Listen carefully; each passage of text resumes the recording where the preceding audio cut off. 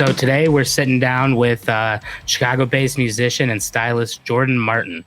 I've been following him on Instagram for quite some time, and I knew that when we were looking for people to interview on the podcast, that he was going to be perfect for this. We actually been trying to get him on for quite some time, but I'll let him tell you how busy he's been in the studio, working on some new stuff, and just getting some new tunes out there. So please welcome musician and stylist Jordan Martin to the Untied podcast. Man, thank you guys. Thanks for having me. Yeah, no problem. How are you? I'm good, man. Fresh on a good day. Had a busy day today, but it's all good, man. Now I'm on the podcast, so I'm with you guys. So I'm joining Hot Tea, great English way, and let's get it cracking, man. Perfect. So you had a busy day working with Congruent Space, right, over there? I was with Iridium today. Yeah. Oh, you were with Iridium. Yeah, this weekend I'll be with Congruent, getting ready for the Basket Case Gallery. They're having a pop-up at the store on Saturday. So Friday we're gonna start, setting up for that, and then Saturday rocking and rolling with the pop-up all day. So yeah, that's it's pretty awesome. Busy week. Yeah. I was when I was texting you earlier today, I was actually scrolling through the website. It looks awesome the way they do all the build outs in there for the different shoots and everything. Yeah, yeah. but let's go all the way back to the beginning. So your musician is how I knew you before I knew you were a stylist. Yeah.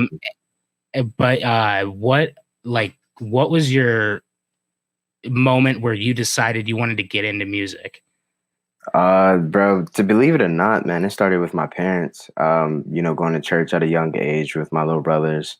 And, as a young kid in like a grown adult church, there's not much you can kind of connect to. The only thing really that you kind of understand was the music. So I would just sit and watch like the drum set player. Justice and I would just kind of, get some air drumsticks and kind of just play along to the songs. And that's really how we got it kind of started, and it really helped because at the time when, school and band in school started to become available, around the 5th grade, that's where I was like, okay, I really need to, jump at this. I kind of want to learn more about music, besides what I was learning in church. And then since then, since 5th grade, I've just been in music. So that's really all I've, done, competed in, stuff like that. So yeah, it's always been a part of my life. Yeah, because that's around like the time I met you was like around my 5th grade, because you were like 2 years ahead, right? Yeah, 3 years. Yeah. So like I was running with your brother for a while, and like I still do. I still talk to him every day. But that was when I started, seeing you in music and doing all this stuff, because the band and choir rooms were connected. Yeah. So I would always like see you guys in there. But that's awesome. I mean, I've heard a lot of different people pull their inspiration from different things, but I mean, I don't hear that many that dial it back to growing up in church and going to things like that. So that's awesome.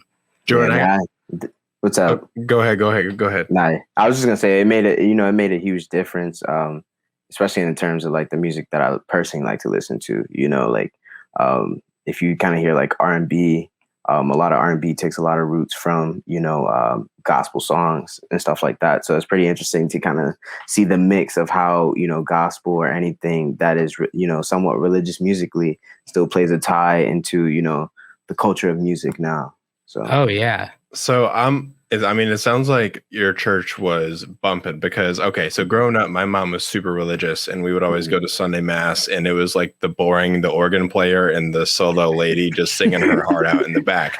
And then I would go to church with my dad whenever we would go visit him, and they had a live band, and that was like going to a concert every single time. That shit was awesome. Every Sunday, man. I'm telling you. It was like a major time because like I feel like everyone can relate, when they go to a church as a kid, like it doesn't seem very appealing, no matter no amount of I'll take you out to eat after, or this and that, promise you there'll be candy. None of that is gonna make you excited, but you have to find things in that, and it's kind of sick that you kind of relate to that as well, because I have a couple friends who I would go to church with them and kind of see like the mass style, and like they're singing very like opera style, like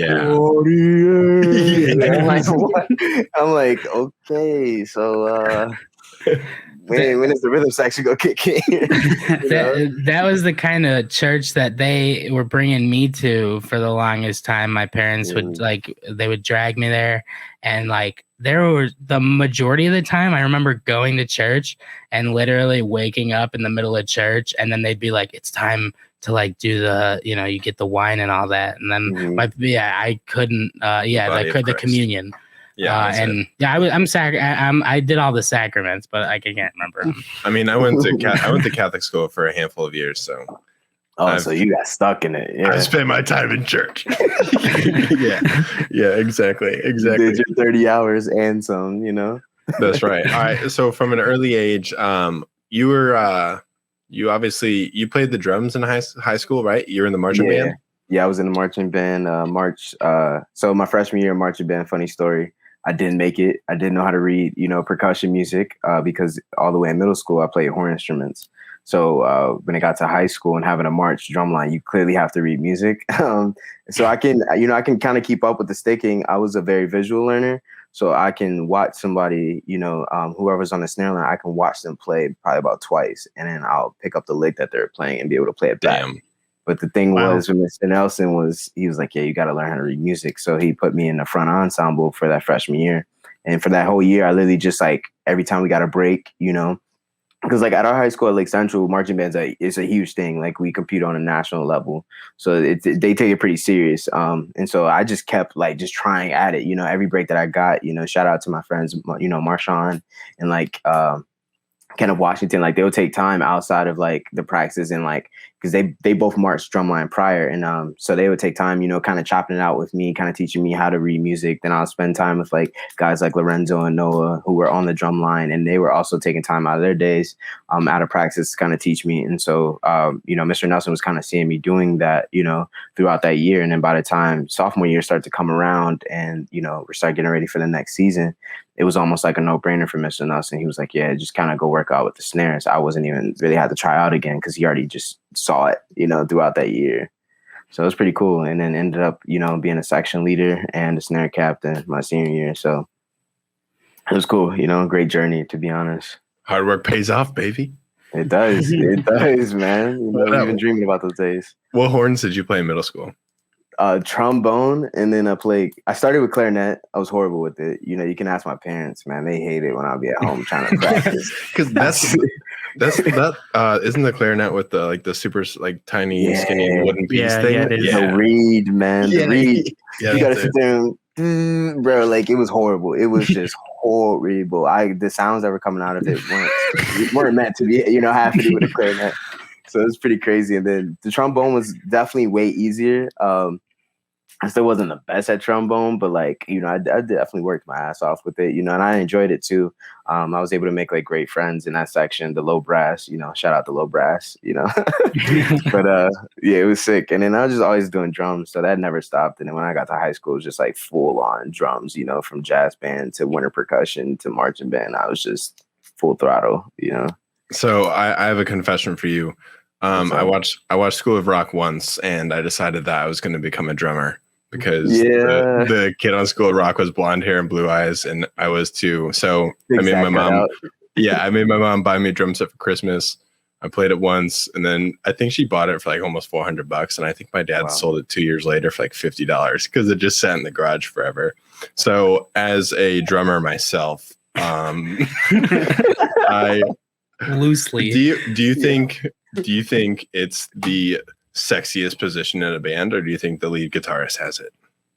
In a band, to be honest, I personally think it's always the singer because the singer has so much power. Okay, he can kind of look at somebody in the eye in a crowd and like essentially talk to them with the words, That's true. The drummer weirdly always gets that respect, like where everybody's like, yo, if you're a sick drummer, people are going to let you know that. And 9 times out of 10, you become the main attraction just because it's like, bro, you're so visually stimulating to watch, True. So it's one of those, shout out guitars, but, I feel like they're kind of played out, when it comes to like being the sex symbol of a band, That's true. I definitely think I agree with what you said, but with the drummer, I think it comes down to the fact that the drummer like is kind of the baseline of everything, you know, like they're keeping the rhythm, they're doing all this. So it's that and like the lead singer. So I would 100% agree with that. But I like, or at least the front man of the band, you know what I mean? True. Like the main face of it is usually the tempo controller. That plays a big difference, especially in shows, because you know if the drummer starts slowing down, it's like, okay, what's happening to the band? You guys are like, like slowing down. So it's always a very important part. Like you kind of see it even in marching band. You know, like if the drummer, if the drum line is not in sync with the drum major, man, it plays a big difference with the rest of the band. And, it affects the rest of the band. So it was always like one thing, even though we're like super far away on the football field from a drum major. Like as a snare captain, you always having to count and always pay attention, but then also remember your sets on the field, use your peripheral vision and make sure that, you're keeping your space in between, your fellow like snares and whoever else you're kind of intermingling with throughout the show of an 11-minute show that's like very high intensity. So man, the drummer is the backbone and the heart. So I definitely agree with you guys 100%. Yeah, that's awesome. And then so after you got done with the high school marching band, and you guys actually you went to state a couple times, right? Well, you were like all 4 years we made it to state, and then we also made it to Grand National Finals every year. It's just that when you get to Grand National Finals, that's when we're like facing bands from LA to Texas to Hawaii, like some of the best bands in the world, and it was tough, man, because like as much as you think that, you'll go a whole straight season of just getting straight ones throughout, the Illinois and like Indiana circuit, then we go over to like Ohio, compete in the Bands of America in Toledo. We win that one. And then we come over to play like actual Grand National Finals at Lucas Oil Stadium. And that's when we're being like the cream of the crop. And we're like, whoa, man, like it was a humbling moment. Like we're not as good as we thought, or like, there's a lot of things we still have to work on. So it was pretty sick to honestly be able to play in front of like thousands of people that fill up a, NFL stadium. So it was major. That's insane. And I mean, it obviously prepped you for your career right now. Like I'm sure getting on stage right now is no big deal. Oh, it is. It's funny that you kind of bring that up because I get a lot of people who ask me like, bro, do you get nervous? I was like, man, I had time to get out those nerves, when I would come out of a tunnel and next thing you know, I'm looking up and I'm like, whoa, like this is where the Colts play. And it's a full stadium of people who are dead silent, paying attention strictly to you guys play. So, it kind of got me used to just kind of that showmanship and like how to know how to like work a crowd and really be like interactive with it, which I enjoy to this day because it allows me to just, be myself and have my personality shine through. So you'll see a lot of dancing when I'm on stage, a lot of like charismatic movement and, interaction. I think that's what continues to like kind of build the name of who I am as a performer. Yeah. Yeah, that's awesome, man. So after you moved from that, you went, did you just jump right into like working in Chicago and doing that, or? No, so I went to the Art Institute for a little bit. Actually, it was actually a crazy road. So I originally went to Vincennes University for 1 year. Did not like it. Went there to play ball. Injuries and just like school itself just didn't work out. Being in that down south Indiana, it just wasn't a perfect fit for me. Right. So I came back, kind of evaluated things, and it was actually my mother who was like, you're always drawing sneakers, like you used to always draw them, and they're all over your room, bro. Like why don't you like kind of go to school to like learn how to make them? And so, I had all these drawings in my portfolio, and then the Art Institute like randomly sent me an email saying that they're having, a fashion show. So I was like, all right, cool. Like let me at least attend. And I ended up talking to the dean of students for like at least like 2.5 hours. And then that's when, they prompted me like, yo, you need to, actually set up a meeting where we can, look over your portfolio and everything. And then I just really showed them a whole bunch of sketches of me from when I was a kid. And then, it was a wrap since then, got into the school and then, was just studying fashion. And that's what threw me into that world, because I wasn't as fashion forward as I am now. I would call myself at that time more of like a GQ observer. I was, kind of dressing what I saw on GQ, not knowing that there was a whole universe outside of that, of fashion, and it was kind of sick to see that transformation throughout, the years of being in school. And then coming out, I'm like, oh, nah, I'm a free bird. I can kind of do what I want. And was getting into so many projects. And, even while I was in school, I was getting all these like opportunities to do this project, opportunities to do this, be in this program and do that. So it was pretty sick to be around. So when you were at Vincennes, what did you so you were there to play ball, but what did you study while you were there? Yeah. So I studied I did sports broadcasting, and then I switched over in that. I was like, yeah, I can't do this. Even though I did that in high school, I was actually really good at that in high school with LCTV. But yeah, when I got to college, I was like, I just don't have the love for this like I did in high school. And then, changed over to psychology, and then psychology was nice. It was really good to be able to, examine people and examine how the brain really works and how we interact as human beings. So that was pretty cool. But I think what I was really missing was that waking up and wanting to go to class and yearn for, more education in whatever I was studying. And then I think that's when, I had that, that year of literally coming back. And that's when I started playing more of the music started to blow up in that year of me coming home. That was when I was playing all these little shows at little, skateboard shops in Indiana and little back room, basement shows. And then during that time, when I started school, is when I started transferring my Indiana performances into starting to book more Chicago shows. And then I've just kind of been running in, since I don't think I've played an Indiana show in maybe about, 3 or 4 years. I think Festival of the Lakes was the last one that we played when me and the band No Object, we opened up for Flo Rida and Ludacris. So that was pretty decent. Pretty yeah. cool. Yeah, that's awesome. All right, Jordan, I need a favor from you. Okay. What's up, my G? Anything. We're gonna go back to shoes real quick. Okay. I love shoes. Okay. Mm-hmm. I mean, there's a difference in love. I have friends that have over 50 pairs. I have over 30, which I know people that have hundreds and all that. But can you explain to these two fools that I'm sitting with why shoes are just so important to any outfit? All right, so I'm gonna literally leave you with this. You can do anything top and bottoms wise. It then doesn't matter. But the shoes will always be the first thing anyone pays attention to. If you have a clean pair of dress shoes, if you have a clean pair of, sneakers, if you have a clean pair of boots, that 9 times out of 10 is the eye grabber. You start at the bottom and then you work your way up and you're like, okay, the shoes work. And then you see the whole fit and you're like, oh wow, the whole fit goes with the shoe. Oh wow. And they put these colors together, boom. And then next thing you know, you're walking around feeling like Casanova. So the shoes play a huge confidence booster in my honest opinion, next to any other staple piece, but 9 times out of 10, it always starts with the shoes. Always. Thank you, sir. Yeah. All right. Okay. Yeah. Okay. Tyler and I are a little bit more like I wear black t-shirts every day, and I wear these. We're comfortable. That just gives you more of a window to get more creative. You can look at them right here. Look, these are my shoes. These are my shoes. I wear them everywhere. Comfy. They're Adidas. They just I mean, a lot of the shoes that I have are Adidas. I really don't stray from that, but they're all black and white. Also, I don't, because black and white goes with everything. That is true. That's true. You don't have to think too much about it.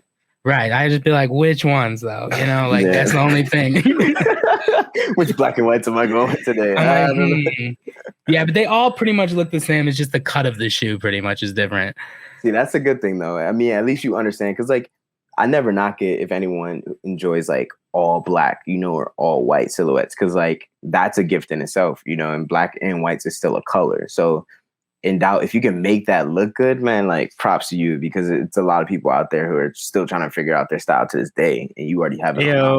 See, I don't know if I make it look good, but it makes me look good. It makes me look better, I feel like. You feel me? I need to hide my girl when you come around with them black and white shoes. Hey, granny, auntie, baby girl, you gonna have to go inside. That's coming with the steppers today. Jordan, I'm gonna come and spend at least a week with you to figure myself out. The salt and peppers. Hey, look at you, right, man? Next thing you know, you're gonna be wearing dress shirts with your chest out. A little gold man. Bro, hey, I don't know about all that. Who knows? I'll come visit. All right, Jordan. If someone is struggling for their style, what's the first what's the number one advice you'd give to them? Find an aesthetic. Figure out what your aesthetic is. And when I say this, in terms, I always ask this question: do you prefer, style over comfort, or are you a comfort over style? And some people, prefer comfort. Some people are like, I need silhouettes that look crazy. So they prefer the style over the comfort. Then from there, you can kind of figure out, like if you like comfort, there's so many simple brands that focus on strictly comfort, like, like the Fear of God Essentials, nothing crazy in branding, but just they focus on great quality, Amelie Ondor is another one. There's so many like little brands out there that just focus on strictly like making comfort the main ideal, but at the same time, not straying too far away from making like crazy pieces, but just sustainable ones that you can wear every day with any fit, not much crazy colors going on, which is great for somebody who's like Jackson, who likes, black and white, for example. He can find some great pieces that you're like, whoa, I feel like I'm touching silk right now. And really it's just like a black silk shirt, with some nice tailored trousers and black shoes. It looks clean, You make me want to get dressed. You make me want to just go upstairs and go get dressed. Let me know, man. Just send me the pictures. I'll let you know which fit I'm rocking with for the day. And then all right, perfect. It's a game changer. You have a good outfit on, man, your confidence gets boosted because it's like, you're going to turn some heads. You may get a couple people like, "Ooh, you look good," and it's major. It's a major thing. I'm glad you said the C word, confidence, because so I was going through your Instagram and I was like, is this guy wearing a goddamn kilt and a Bulls jersey, like a Bulls hockey jersey? You walked out of your house with a kilt. A, I want to know where you got the kilt. B, I want to know where you're like, because you had to have been looking in the mirror with shit, putting it on, like, will this rock with it? Will this go with it? And all that. Like, where did the kilt come from? I see you're in it in multiple photos. How often do you wear the kilt? And just tell me about the kilt. The kilt. You want to know about the kilt. The kilt. The infamous kilt. All right. So funny thing about that and curveball about that is that they're actually shorts. There is not a we've been had. Yeah, so it's a crazy thing because like ever since I got those, I literally go through that so many times where somebody's like, "Hey, yo, nice kilt." And I'm like, "Oh, bro, they're shorts, but thank you." Like, like I agree with it because the silhouette of it is very like goes out and then comes down, so it seems like it is a kilt, and it's very flowy like a kilt as well. But yeah, they close in the middle, so it's like shorts. So it's pretty sick. They're from Undercover in North Hollywood. It was like collaboration. Undercover is like a Japanese brand. In North Hollywood's an upcoming brand as well that we carry at Congruent Space. So I actually got those the first time I saw those. I like fell in love because it's a 3-piece. So it's like this long trench coat that's the same pattern. There's a button-up dress shirt that's the same pattern, and then the like kilt shorts. And I used them. So I was doing a little like project with Leica cameras. My friend Braxton Miller was doing like practically like this TED Talk situation thing with Leica cameras. They interviewed him, talking about his photography. And, I work with Braxton a lot. I know, side notes and not jump the gun, but I know we got, new music coming out.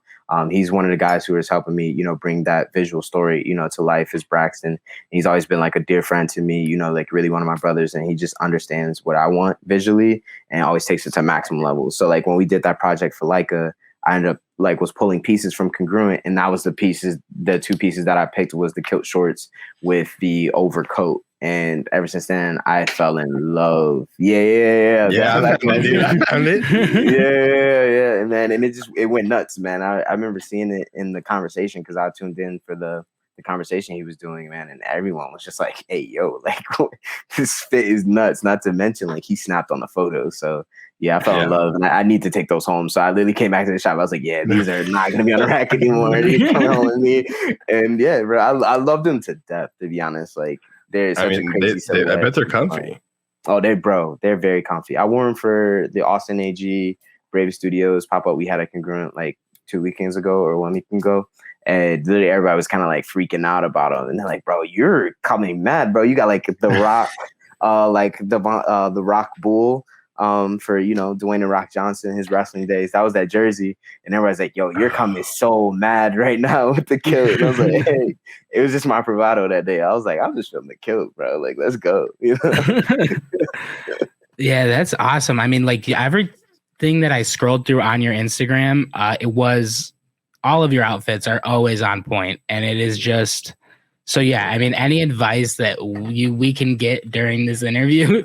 We will take it. And also, that's why I asked where the where your the shop was for Congruent Space and Iridium, because I was like, yeah, we'll swing through. We'll come see you. We'll Dude, we could just document a vlog of you putting on outfits on all of us. I honestly would do that. Congruent's my like little like fun playground, I like to say, just because like the pieces that come through there are just always so mad. They come from, either Fashion Week collections or like local designers from all over the world, from Nigeria to Copenhagen to, Argentina. Like there's literally brands from everywhere in that store. And it's pretty well curated. So it's pretty sick when I have clients that hit me up and they're coming in, to do work, or like even somebody that I was able to do like the street ball legend, Bone Collector, which was not too long ago, maybe about like, that was like during COVID, he came in to do a little project and I had the ability to style him for that. And that was pretty crazy to see somebody who's, such a huge and one street ball legend, for life. And you can look up his mixtapes, man, he's still to this day is a dog, when it comes to basketball. And it was pretty sick to see somebody who's not like huge into fashion and really get like mad excited when I was putting him in these pieces. And he was like, yo, I'm gonna have to buy a couple of these at the end of the shooting process. He was like, bro, I need to buy some of these off of you. Like, these are just so fire. So it's pretty cool to see like some people just come in, they're not really big like into fashion, they have like a certain style, and then they like kind of allow me to kind of put them into certain things they wouldn't necessarily do, and then they kind of see that confidence that they they radiate with, like, man, damn, I look good, and after that it's a wrap. Now they're excited to dress, so it's pretty fun. Do you think your style of music and your style of fashion collaborate with each other, or do you think they're two separate worlds? Nah, 100%. They come together. I'm a very like funky oriented dresser. So I think I really embody that with the music. It's always very like funk based, no matter if it goes into like funk electronic or like strict funk or funk R&B or funk rap. Like it's always an element of funk. And I think that just goes back again to like my parents and like the type of music they would play in the car was always like, from the Ohio Players to like, house music to Prince, everything, Sade. So I was getting like Bootsy Collins even, it was like very like funk elements and very like people who understood mentally what they wanted and what they wanted out of life, and they were okay with being happy. And I think it resembled in their music. And so from there, I was just like, I love guys like James Brown. I just really love to like get down and have that showmanship. And so like when I dress, it's the same way. Like I walk with like my chin up, somebody who sees me on the street could probably say it's braggadocious, but really I'm just confident in my walk. Like I just know I'm a bad son of a, you know what I'm saying? It's what it is. And like no one can really tell me different. And as long as you embody that, bro, like the world's still, anything. Your style of like pretty much like how you're dressed, like the confidence with it, and then also the fun you have with your clothes and your music reminds me of my favorite rapper, Kid Cudi, because Kid Cudi has like a super like creative style with his music, and then like you said earlier, like he dances on stage goofy as shit all the time too. Yeah, it's funny that you say that though, because like, bro, I listened to so much Kid Cudi when I was a kid. Like obviously that was the era that we grew up on, was like Kid Cudi, early Wiz Khalifa, even NERD, which I have like added on me, because you can't go wrong. Love NERD. But but that was the element of music, and that made us understand that it's okay to just be who we are as kids. Because like there was so much pressure of trying to fit in, but it was like guys like Kid Cudi was like, nah, like I'm Mr. Rager, and I'm okay with that, And it was just sick to see, man. Kid Cudi, man, opened a world that we didn't even know was possible as kids. So I know you said we talked about how you kind of got into music because of church, and then you went and got the music that was being played around the house by your parents was kind of inspires the style that you put on your music. But is there any like specific artists that like had inspired, like you've listened to a song and you're like I really think like I could do something with like this vibe of a song? Like, are there any songs or like artists that you think of like for any of your albums that you're like, this one is very, like Prince-esque, influenced by that artist? Yeah. I would definitely, so like we'll take my last album, for example, Lost in Translation.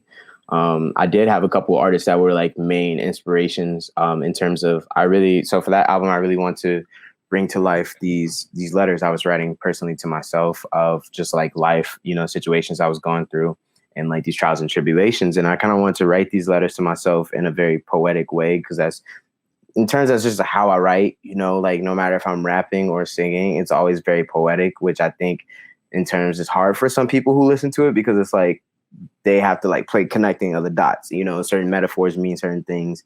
It's not always like the most descriptive thing of like, yeah, I went to the beach today, I had a great time, fell in love, and that's the end. No, it's going to have a story to it, and it's going to kind of keep you along, where you got to double back sometimes and be like, oh, that makes sense now. So a couple artists that really made me into who I was to create that and that mindset was like guys like Sampha, coming out of London, one of the best, but one of the best guys who has one of the craziest pen games that doesn't get as much respect for it, just because it's always a very like singing style, whether he, was doing collaborations with Drake or with Kanye, he always has such an distinct voice. But like the one thing that gets kind of, pushed in the background is just the way he writes is so well written, so poetic, songs like Blood on Me, or even like Under. He talks about like some crazy life things, or like even a song like No One Knows Me Like the Piano really just talks about him growing up, in his mom's home, and have that relationship that he had with the piano was teaching him so much about himself.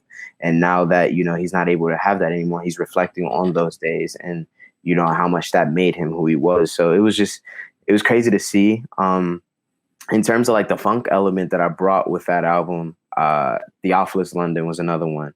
Theophilus London was like a huge inspiration in my music in general. He just has such a funk element that, reminds me of like a James Brown, to be honest, but of our generation. He came up with Cudi and like Kanye. He has a couple songs with Kanye.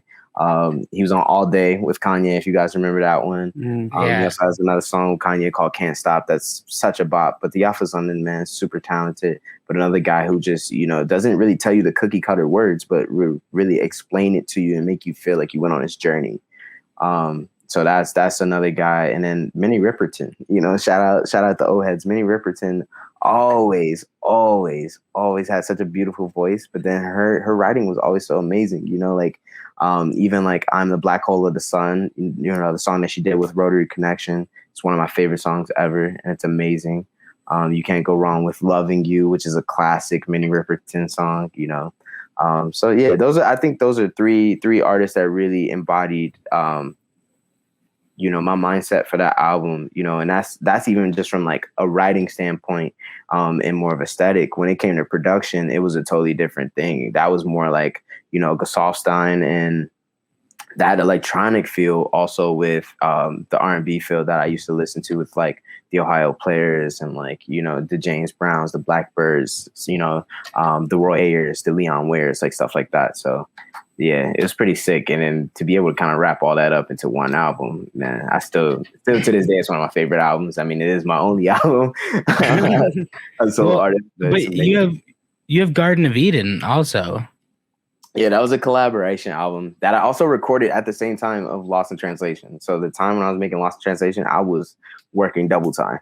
I was doing the sessions with Trip, but then also was doing my own like solo sessions. And so I was just like literally Garden of Eden was the release for me to not write.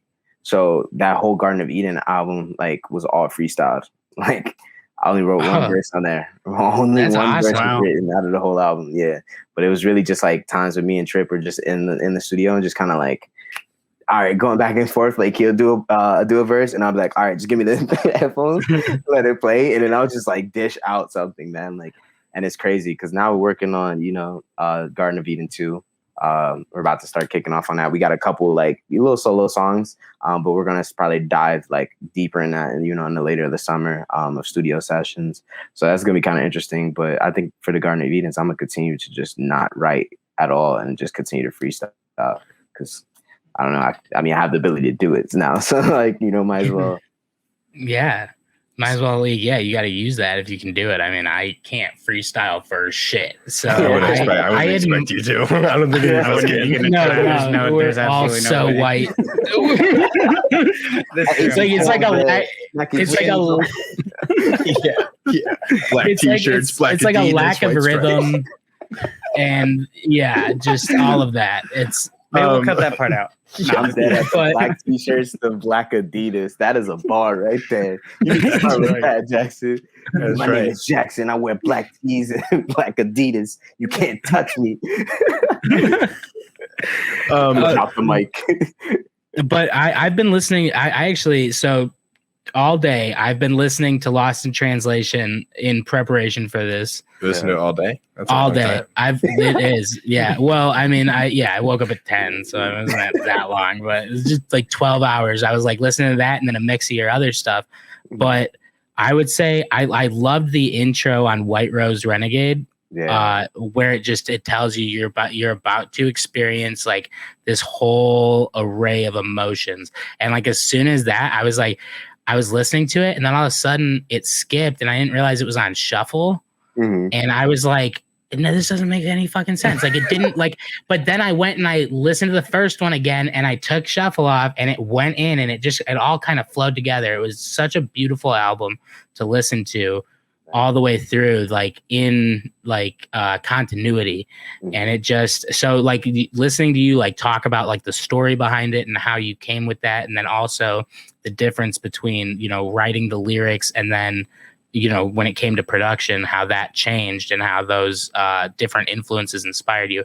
I think it's just amazing. But that White Rose Renegade, I was like sitting there doing like spreadsheets and typing up my show notes for this. And I was like, damn, this shit's fire. Because I have like one of the first songs I heard by you was actually also a collaboration. It was Finer Things, you and Cambo. Yeah. And was Trip also on there? No, actually, Jerry Velasquez, AK Monster, he's on there. Right. Yeah. And that's a crazy song, man. Shout out to Cam. He blessed me with the JM. I need a verse on this. I was like, Cam, let's get it, bro. Like, you're my dog. Like, say nothing. And then Finer Things came out. That was another one. Like, I didn't write any bars. I just kind of was just feeling the song with Jerry and Cam, and then we just hashed that out in like 45 minutes. It was pretty fast. Yeah, that one was the one that I sent it to my buddies. I sent it to these guys and I sent it to like my roommate and stuff. And then my roommate was like, hey, let's go grab lunch. He is getting off work, and I jumped in his car and that song was playing. And I was like, oh shit.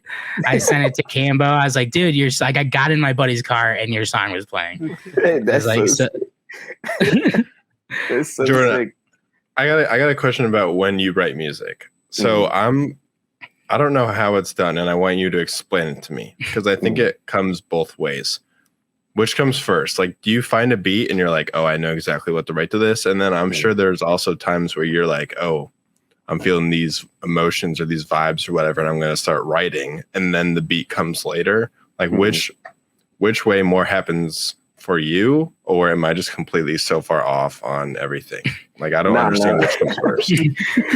It's always kind of interesting because, like, it's honestly a mix of both, bro. Like, if I had to be honest, like, it's certain songs, like this new song that I'm about to put out, Orange County Blossom, that we're working on a video for. That one I literally wrote in Los Angeles. So I was in actually Orange County in October. And I was just at the beach, had this wonderful night at the beach. And literally these words literally struck me. It was like Orange County Blossom, 24 hours on my mind. I'm trying to find a way to, climb to your heart, run me back to the start, to your heart, where you ignited the spark. And that was kind of like just like the chorus into like the bridge area. But the verses were, it's a very poetic thing. So like a lot of the times I really enjoy writing because I really will just like either type out in my note section like bars without any beat. It's just thoughts, or I'll write songs the same way, where I have my notepad and I'll just like write it without a beat. But then sometimes, I either get like a drum pattern in my head and I'm like, and then I'm like, all right, now I have to, either load this in an MPC or I'm like going to the studio trying to figure out ways to like kind of bring that to life, whether it's, through the drums or through the keys or even having like certain friends like, yo, this is the skeleton, can you make this? And, shout out to a couple of producers that I work with, Malik XYZ. My friend Joy Friend, worked with him on the last album with Running. My friend and like dear friend Siggy Armisen, constantly a producer that I always work with songs like Matinee that was on the last album, 2001, Odyssey, and also did White Rose Renegade a little bit with me. So that was like, being able to work on those, a lot of those kind of start as just a beat only, and then I'll figure out how I'm gonna come on this, because like sometimes I'll be like, do I want to sing on this or do I want to rap on this? And I think that's kind of the blessing of me being able to do both. I can kind of figure out, do I want to slow it down or do I like want to give you, full throttle bars? So it's kind of interesting, So I'd say it's definitely a both for sure. Gotcha. And I think with writing too, with just lyricism, is you can get so, just creative really. But I'm curious, who do you think is the best lyricist out there right now? Kendrick Lamar. Oh, okay. Oh yeah, absolutely, absolutely. No questions asked. He has the best pen in rap game ever. I'm gonna be completely honest. No one can visually tell a story in a 3-minute song and not, he can take something as simple as telling you a story about a man and a girl falling in love that really should take like maybe a minute to say, but the man will span it to 4 minutes over a jazz beat, and for some reason it sounds like the greatest experience of falling in love, even though that moment itself probably lasted maybe about 5 minutes in real life, So it's Kendrick, man, he's to this day, I don't think anybody, can even touch where he's at. Of course you got the Drakes, Drake definitely gets credit for his pen game. Guys like John Bellion that fly under the radar for their pen game, bro. Big L. There's so many people who have like crazy pens, but most definitely Kendrick takes the cake. All right, I might get you in trouble right here. Who do you think is the most overrated? Oh, he's like, stop the recording. Okay, this is off the record. No, bro. People are gonna hate me for this, bro. But I'm gonna say J. Cole. Oh, I can see that. I can see that.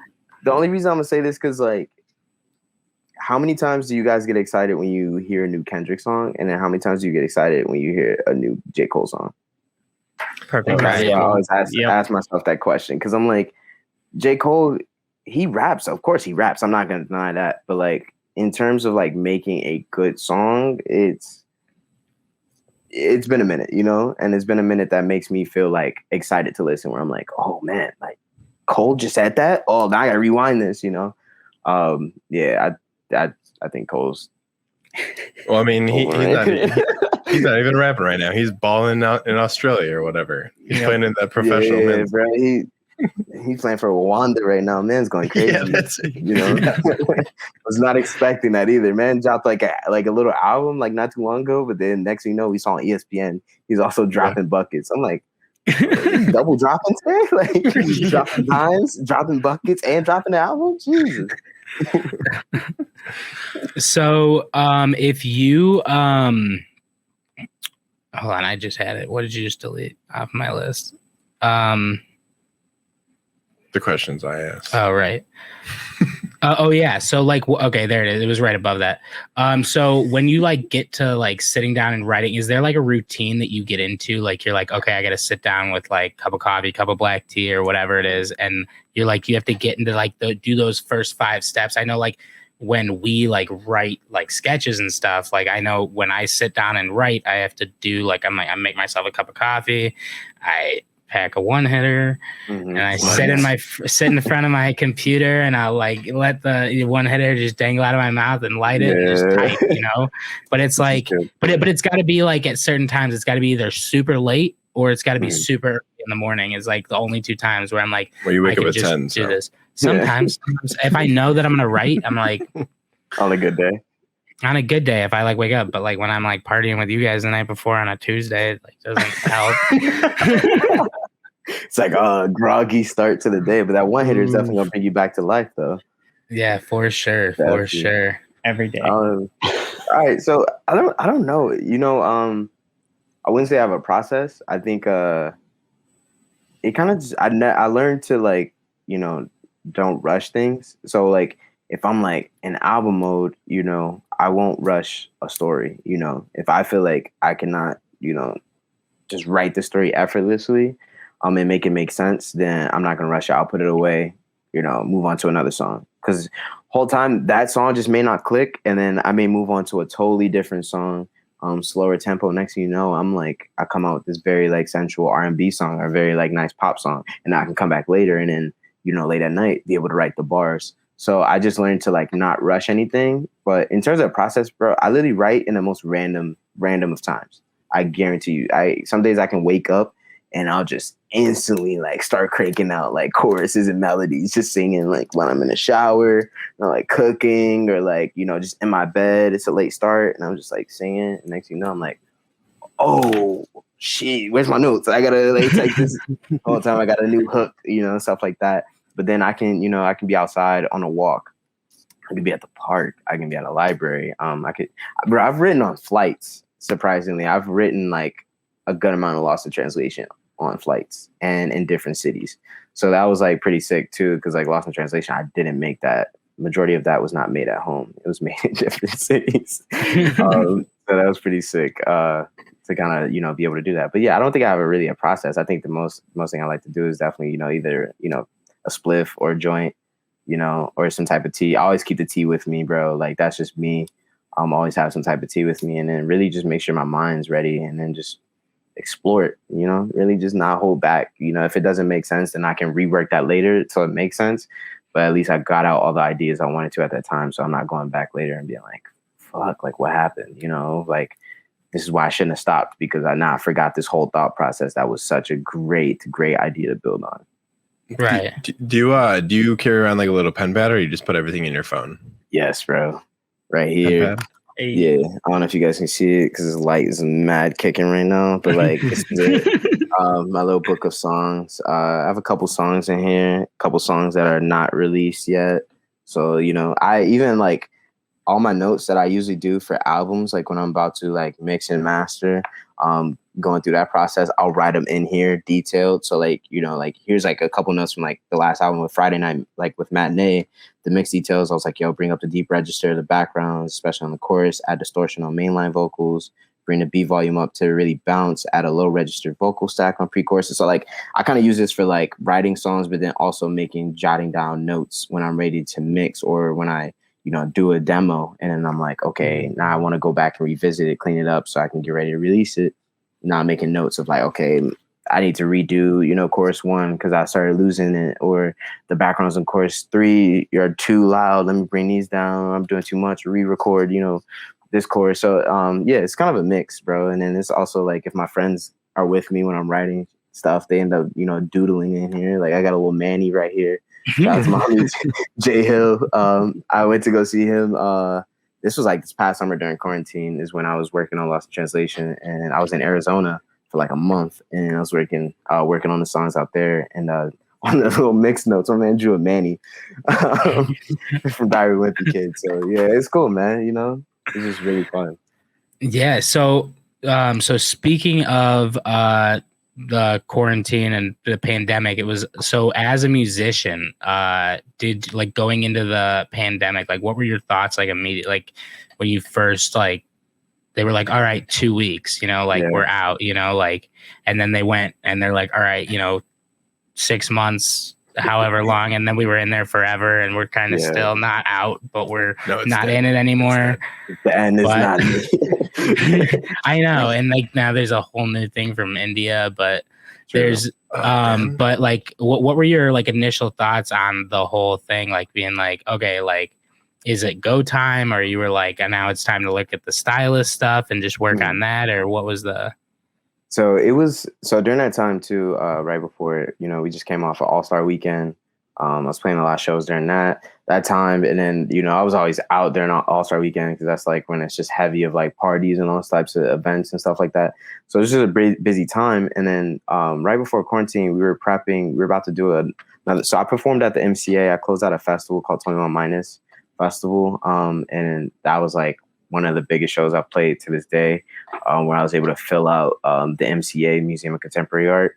So that was pretty sick. And to get that honor too, that was during like Virgil's figure of speech exhibition. So that was like just a big honor in itself, to be able to do that, especially from being from Indiana and being able to play on that scale. a lot of people who were there didn't even know who the hell I was. You know, they were just there for the art, and then the whole time they just, you know, come up to me after and were like, "Yo, where's your other music?" You know, so we were prepping to actually bring a show, a Fashion Week presentation to the MCA called Fashion House, and I was with Fortune House, you know, myself, Mac's team over at Fortune House, Deja, and all, you know, all those guys of that team, and then Ken Retro. We were all like really presenting it. So during that time, you know, we were starting to have sound checks at the museum. You know, the models were coming in. We just had a huge model casting call that was like over 200, you know, models tried out for that.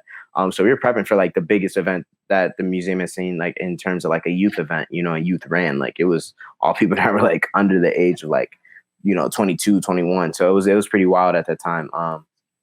And so to be even a part of that, you know, it's pretty crazy. But, you know, that was literally supposed to exactly happen on March 20th and 21st. And then next thing you know, they're like, nah, the museum has to close down because of the, you know, the COVID. And we're like, are you serious? Like, we had over 1,000 people RSVP for it. Like, it was about to pack out, man. When I say this was about to be a crazy event, and then COVID really just said, you know, like, change of plans, like, sit down, go home, sit down, you know, take a breather. Don't leave your house. Yeah, don't leave your house. Go get your toilet paper, you know, because it's about to run out. Go get all of the toilet paper, pretty much. Exactly, go get toilet paper. Yeah, it was ridiculous. But yeah, that's crazy. I mean, like, because we had actually been kind of on a hiatus from, like, we kind of took a break over the holidays, and then like going into January, and I had done like maybe 2 shows at Second City, and then they had to put the rest of them on hold. But it was just crazy to, like, you know, like I was like, for pretty much like 6 to 8 months, like the 3 of us were sitting here like, what do we do? Yeah, and then we did this. Yeah. Now we have a podcast like everyone else. Jordan, I got another question for you. Did you ever think about having like a rap name, or were you always just set on, I'm going to be Jordan Martin because that's who the hell I am? I love that you bring that up, man, because like I get that so many times. They're like, or when I tell people that my rap name is Jordan Martin, they're like, that's your rap name? I'm like, bro, I don't want to have an alias. I think that's always been kind of weird to me. Like, why would I have an alias? Because then now I have a second name I need to like pay attention to. Somebody was like, oh, what's up, like, you know, Lil J? I'm like, bro, I don't answer that all the time. Like, this just sounds weird, you know?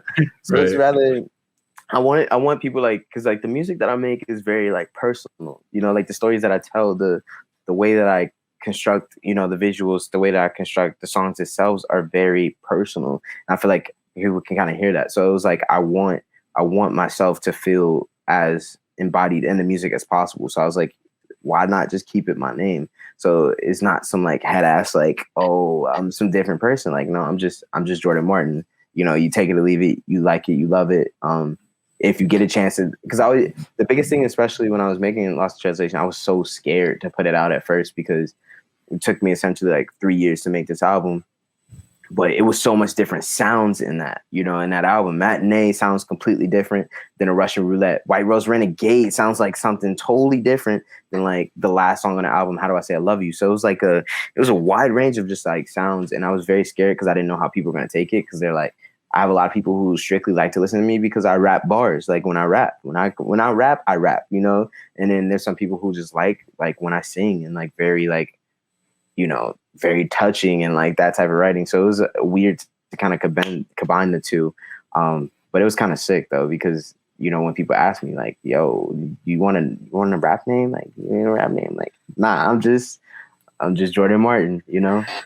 JM, as some people call me. You know? But I think that's almost better. Like, I feel like that's, I mean, like authentic, like that, like it's me, like it's you doing it. You know, it's like, you're like, I'm not some other person. I think that's awesome that you can just be like, pretty much like it, love it, take it or leave it, you know, sort of deal. And like, that's just like a great mentality to have. I mean, I mean, like that mentality definitely goes with, you know, your style of outfits and your music, because your music is like especially this last album was phenomenal in the way that it kind of took you on a journey from different things where, like you said, White Rose Renegade was a different sound than the last one on the album. And I was sitting there listening to that and I'm like, I feel like I'm on a journey through all these almost not necessarily different genres, but like almost very different styles of how they were put together. And it was cool it kind of felt like I was like going on a journey with this whole album, like just like listening to it, and like that's pretty much what you say in the intro for the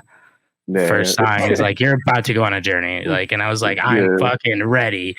So all right, that was a huge thing. Like my bad. It was like one thing that we wanted to prep. When I was making an album, I was like, I need to prep people because I don't want them to just kind of listen and be like, okay, well that was a clusterfuck of a whole bunch, like what 9 to 10 songs.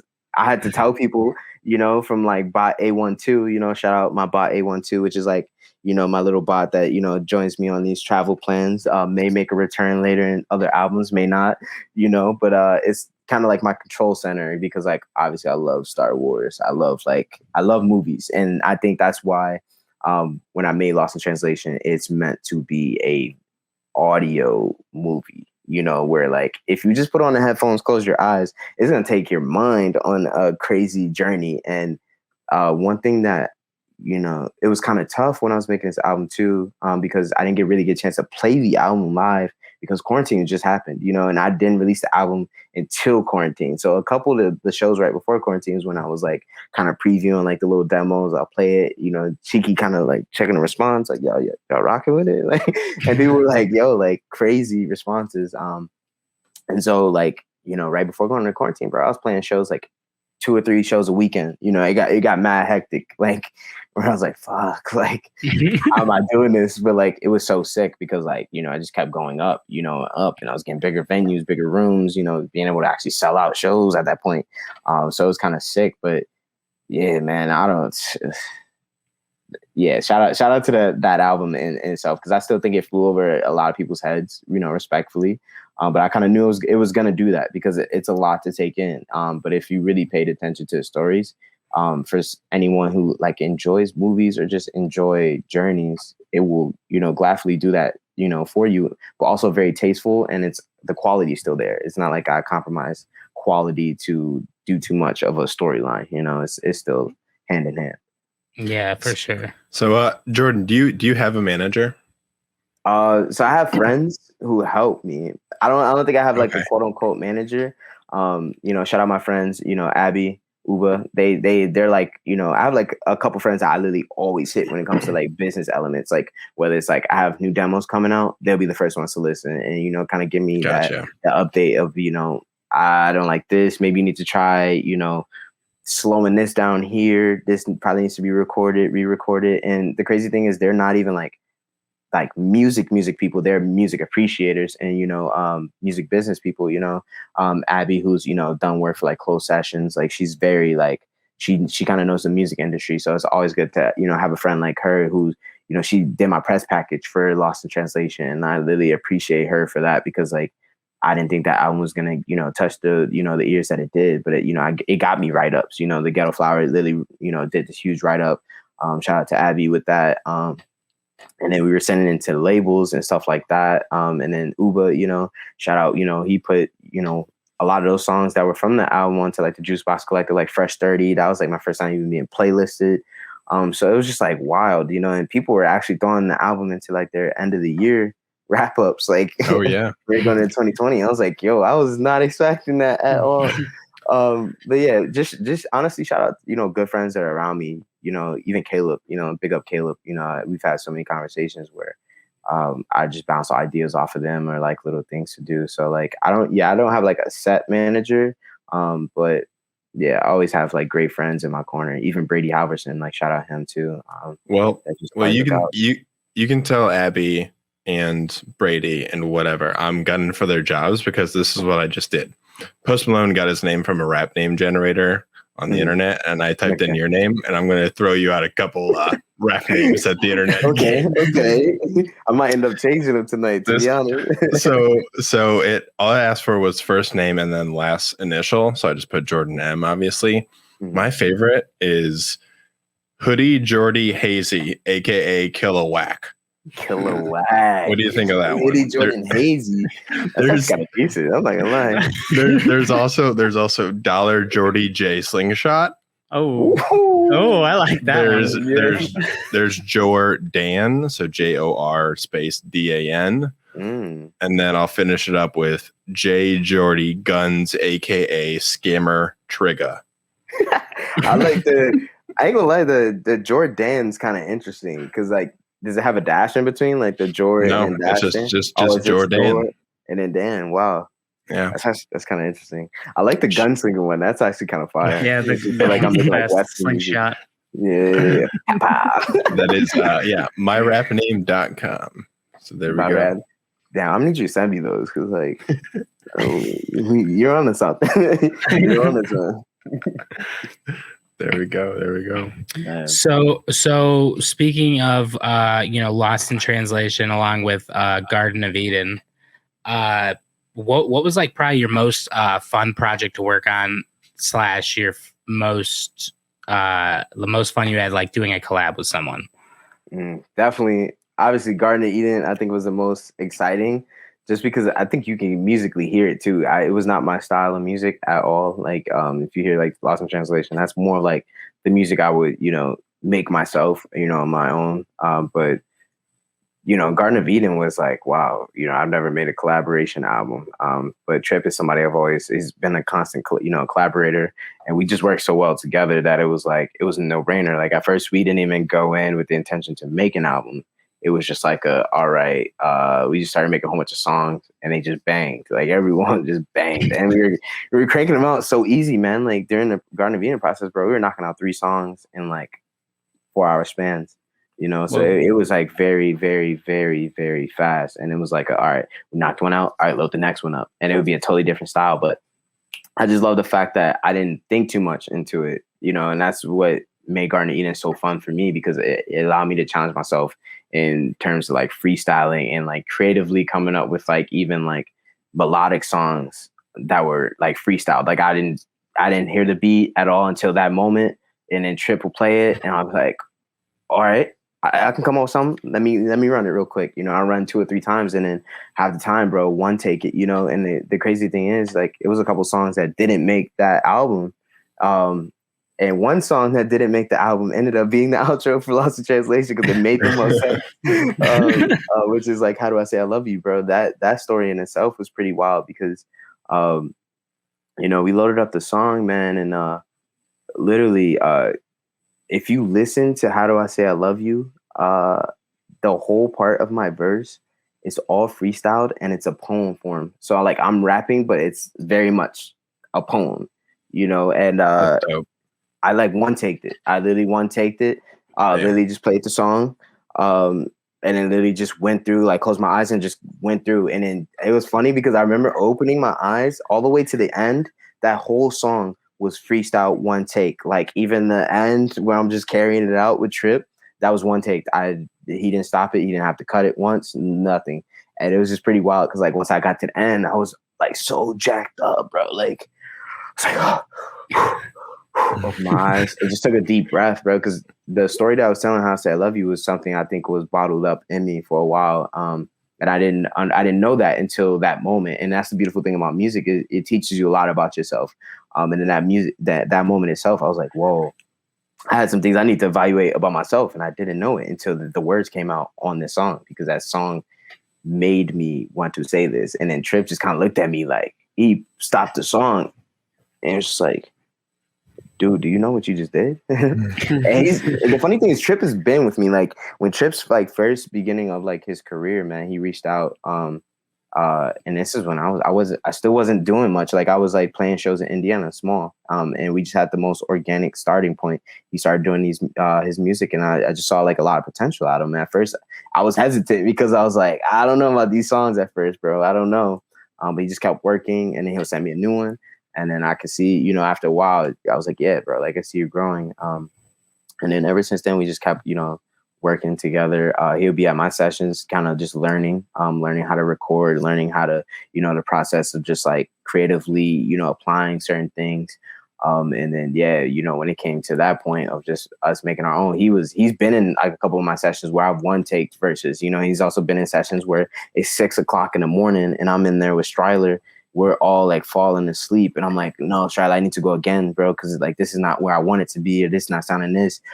So I really appreciate him, man. Cause like, I'm not shit, you know what I'm saying? But he really like likes to be in the front row and wants to like learn, truly. And yeah, when came time to make our shit, it was just like a no-brainer, bro. Like, let's just have fun, let's turn up. And that's what happened, bro. And the reception for it was kind of sick. I was not expecting it. And then so many people were like posting the song when it dropped, like, oh my God, because Garden of Eden came before Lost in Translation. So that was my full first body of work that anyone's ever heard outside of like SoundCloud cuts. So they were like, yo, what?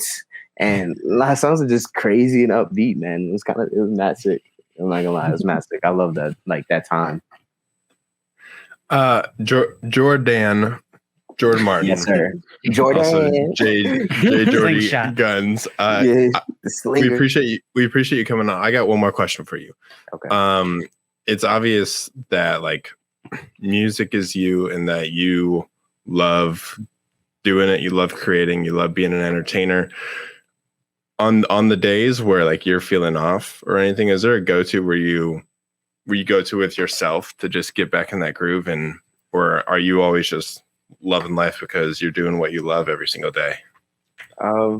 It's a little bit. I'm not gonna sugarcoat it. Yeah, like I have those days for sure where, I mentally want to be somewhere, where, with the music, and I'm like mentally frustrated, or I have writer's block, anything like that, or I just feel like creatively not inspired.